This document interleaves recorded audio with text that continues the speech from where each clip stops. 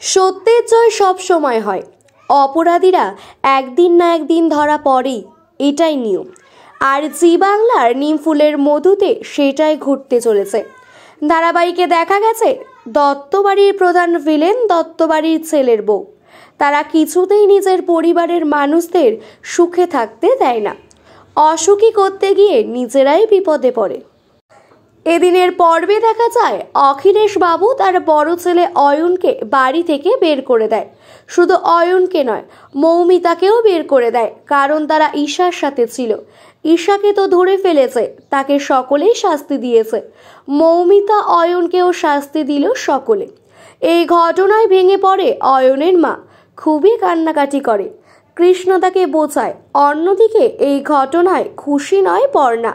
সে মানিকদাকে বলে ওদের থাকার ব্যবস্থা করে দিতে, কিন্তু এতেও শিক্ষা হয়নি ওদের। ওরা এর প্রতিশোধ নেবেই, তাই নতুন একটা ফোন দিয়াছে। অয়নের মা ছেলের জন্য খাওয়া দাওয়া বন্ধ করে দেয়। সবাই মিলে জোর করে খাওয়া দাওয়ার জন্য।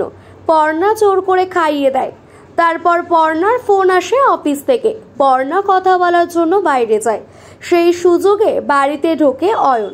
সে মায়ের কাছে টাকা চায়, তারপর বলে খিদে পেয়েছে।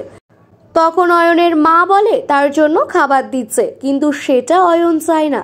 সে তার মায়ের কাছে গলার হার দাবি করে। অবাক হয়ে যায় অয়নের মা।